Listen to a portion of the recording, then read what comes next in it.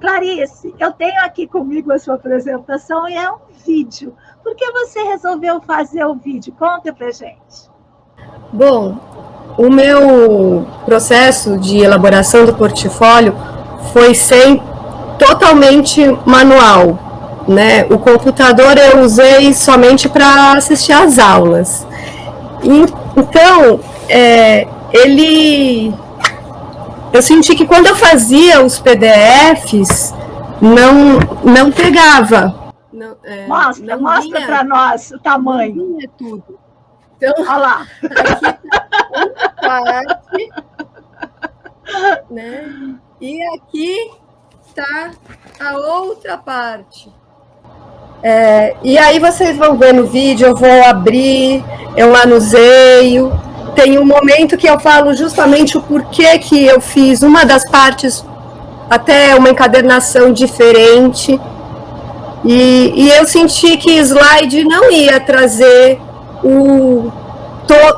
toda a riqueza, né, da materialidade.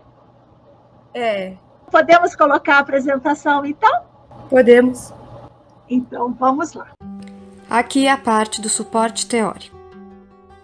Difícil pegar um pouco só daqui e ser breve, mas tentarei. Começando aqui com a antroposofia da imanência.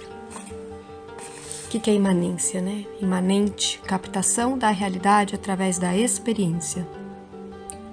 O mundo é comigo dentro. Então eu separei por cores. Aqui em azul tá todo esse momento, essa parte da imanência. Né? Lembrando de não transformar em dogmas algo que é para ser livre. Lina Veiga trouxe logo no começo do curso os desafios, lidar com ressentimentos, ultrapassar a estrutura moderna, inspirar pesquisadores, sistematizar o conhecimento, driblar a vontade de verdade, ultrapassar a tendência de fazer da antroposofia uma religião. E as vontades, fazer do conhecimento mais potente dos afetos, vontade de uma estética da vida viva, colaborar com a invenção de uma epistemologia do vivo. As ideias se tornam potência de vida. E, a meu ver, estamos no caminho de satisfazer a todos, a enfrentar esses desafios e satisfazer essas vontades. Rudolf Steiner disse, né? Não acreditem em mim. Façam as suas próprias experiências.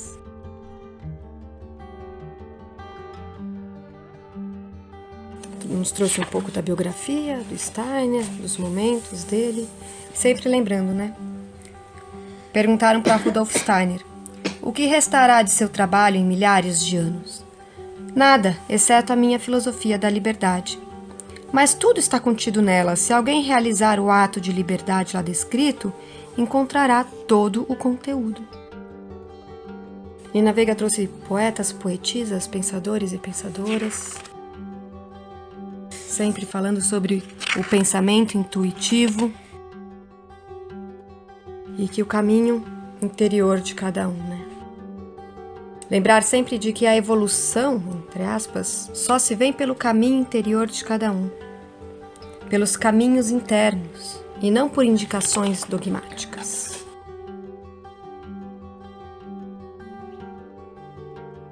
Diferença de educação e pedagogia, né? Educação, um processo educativo em que se contamina, né? O meu querer contamina o querer do educando, né? É uma coisa conjunta. Ao passo que pedagogia significa direcionamento do outro, é algo mais doutrinado, né? Rudolf Steiner falava: aproximar a criança da vida.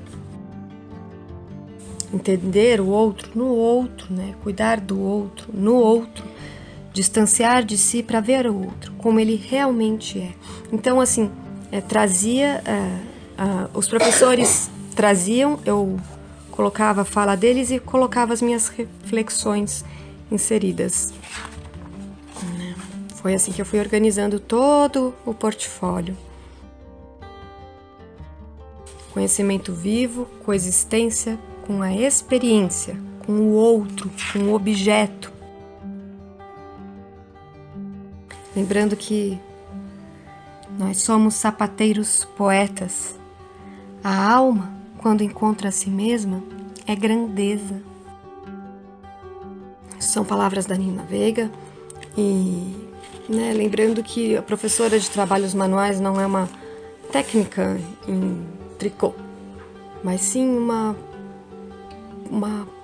poetisa que faz, e que como é importante também ter o ambiente, né, para que essa contaminação possa ser por completo, né?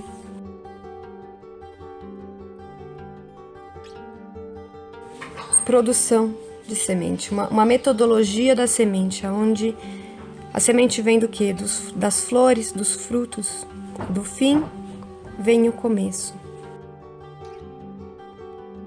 A antroposofia é contemporânea porque ela produz os germes para um novo mundo. E a gente fez um estudo com a Nina do livro Filosofia da Liberdade, e como em todos os outros, a gente pegava as frases que ela trazia e refletia. Fazia reflexões, colocava junto.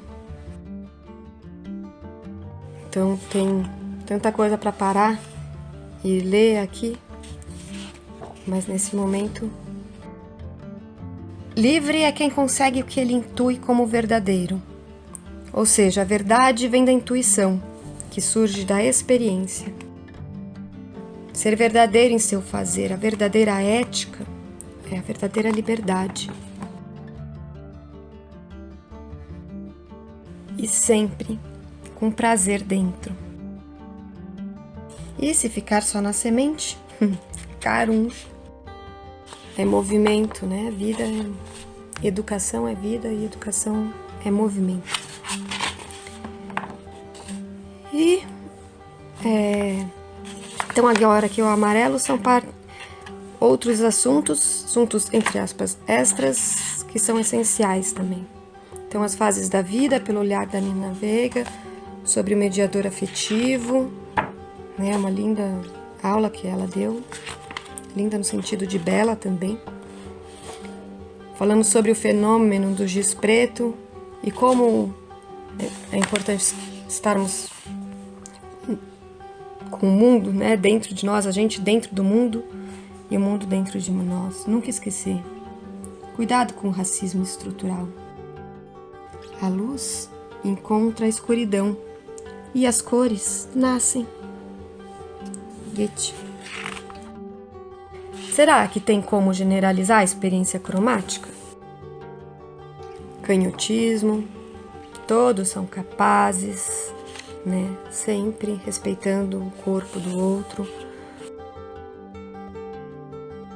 Sobre uma outra aula, uma roda de conversa sobre inclusão.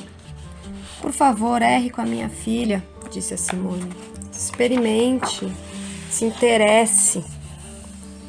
Jonas Bar nos trouxe sobre a didática do ensino superior, né, sobre a meditação e a didática. Marit Scheib nos trouxe sobre a antropologia do jovem, ser carregada para o futuro, sobre os 14 anos, fechado para a construção. Tudo caos. Né? A geleia fervendo. Aí vem os 15 anos, aqueles jovens navegantes procurando sua direção. E vem os 16, 17 anos. Que pele que eu quero me vestir? Aqui as aulas com a Alessandra Trigo, as fases do desenvolvimento, o Rubicão, os 10 anos, né, um apanhado do segundo setênio, um apanhado do terceiro setênio, os temperamentos, as forças zodiacais, tudo isso com a Alessandra, as qualidades planetárias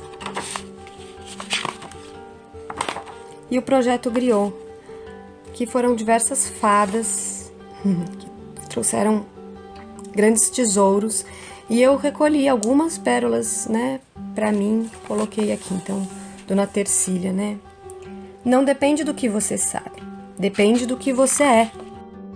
Beatriz Camorlinga. Quando não tiver mais nada para aprender, eu não tenho mais nada para ensinar. A Fáuzia de Fátima, para saber interpretar os sinais da criança. As lembranças, né, que a gente foi vendo durante o curso todo.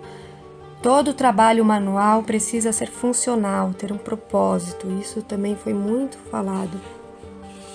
Riva Lieberman. Trabalhos manuais é ritmo. Sandra Cuoso. Tudo que começa precisa terminar. Enfim, fala um pouco da experiência dela, né? Maria Cristina Bacio. Muitas fadas. Essa parte se findou aqui.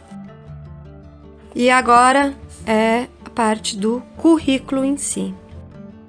Então eu fiz um livro em que ele é mais maleável.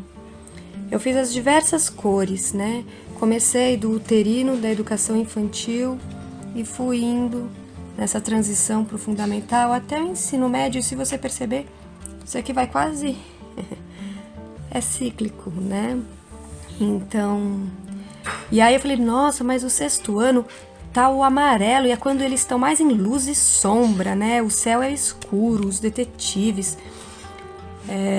Mas eu achei ótimo, porque também a luz está na escuridão e a escuridão está na luz.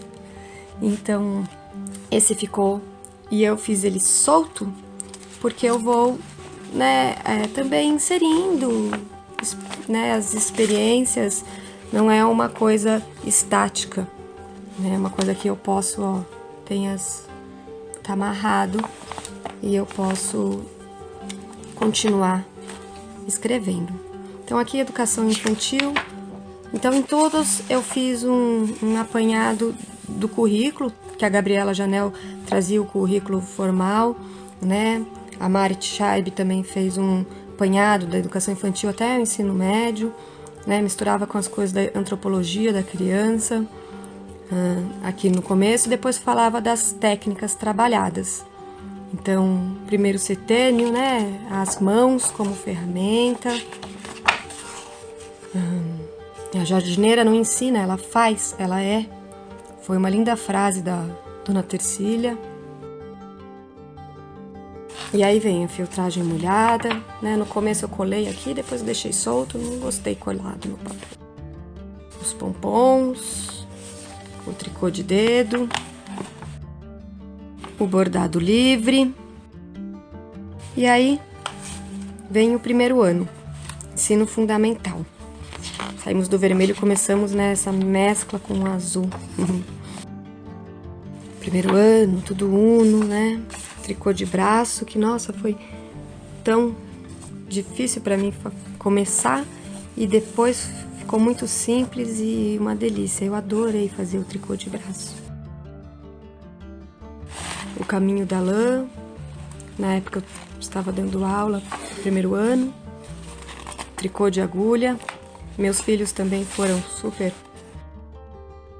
meus parceiros. Esse meu filho Miguel. Teve o bordado livre, né? Na educação infantil, que meu filho Lurian também aqui compareceu.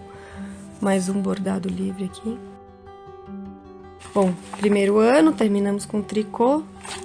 Aqui tem mais trabalhos que a gente vai fazendo. Agora o 2º ano. A dualidade, né? Transição do sonho para a natureza.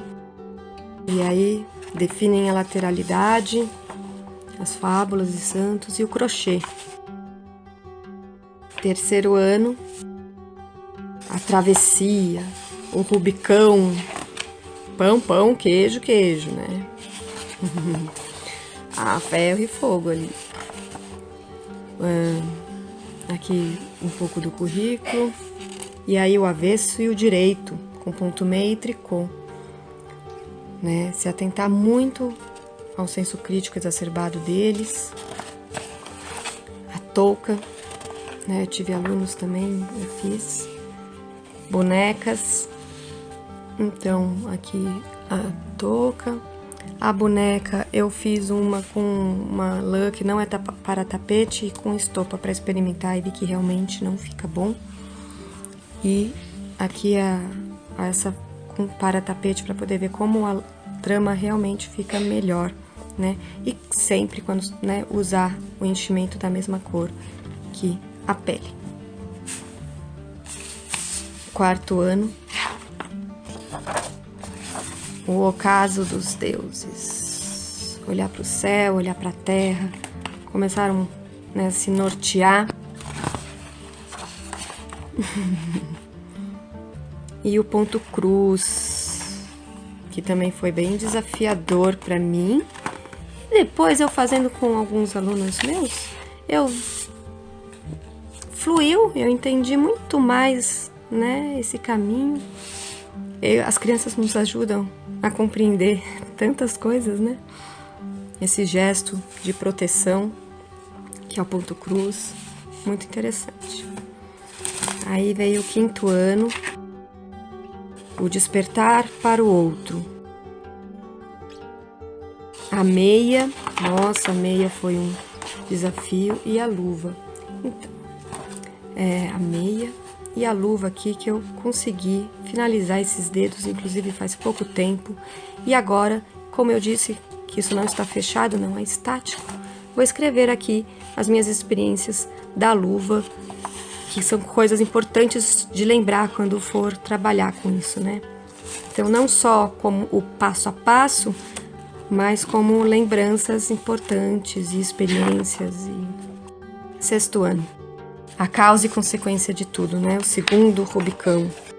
Os meninos bem diferentes das meninas nesse momento, que, né, sentem até longe um do outro.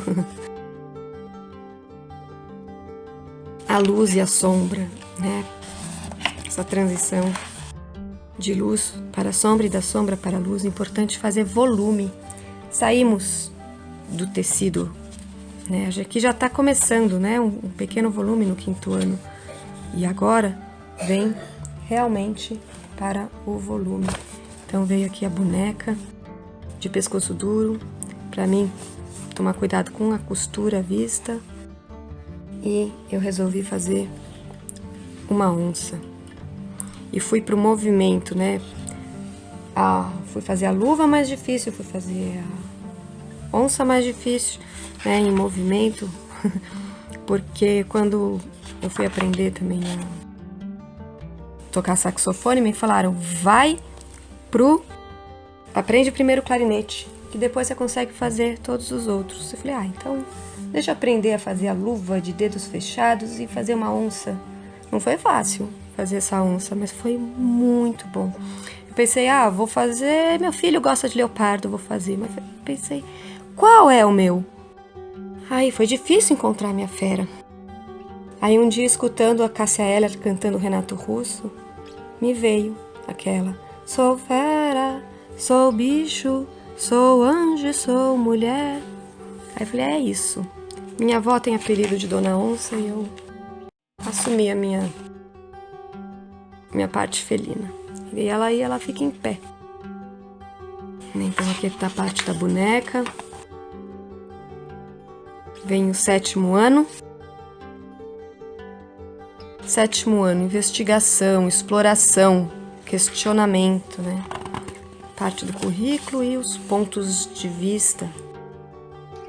E o sapato, né? Do sapato à costura de uma peça de roupa, essa é a importância do perceber o corpo. E aí o sapato aqui, tenho muitas observações sobre ele, sobre a forma de costurar aqui do lado, mas muito gostoso de fazer. 8º, lembrando que eu entrei na Escola Waldorf com 12 anos, né? A partir desse momento me vieram muitas lembranças. No 8º ano, quando foi o bicho, como eu tinha acabado de entrar, eu fiz um bicho de marcenaria e fiz um cachecol de tricô. No 8º ano, teatro, nossa, como foi importante pra gente. E esse tear, acabou que esse tearzinho eu não fiz, mas eu fiz depois a tecelagem no ensino médio. Aqui eu fiz essa bolsinha aqui. E sempre lembrando, né? A importância de algo útil e não pro forma. E aí veio o 9º ano, o velho uma oitava acima, o balanço da alma, né? A procura do centro. E veio o macramê. Aí eu fiz esse macramê pequenininho aqui. O jovem é um nó só. Essa afirmação do centro importante para o jovem. E aí eu fiz um pequenininho, a vida estava bem cheia, que eu precisei simplificar uma parte. Mas eu fiz esse no 9º ano. Como eu lembrei das mãos da dona Denise me auxiliando. E quando ela colocou esse coquinho aqui, eu lembro que ela colocou, ela pegou assim e falou assim: o que você acha disso aqui? Eu já tinha finalizado, né? Ela, e o que você acha disso aqui? E eu falei, nossa. E aí vem ensino médio. Do grupo ao indivíduo, ao mundo, os projetos, como eu lembro da agrimensura, como é importante fazer essa ponte do indivíduo para o mundo, né?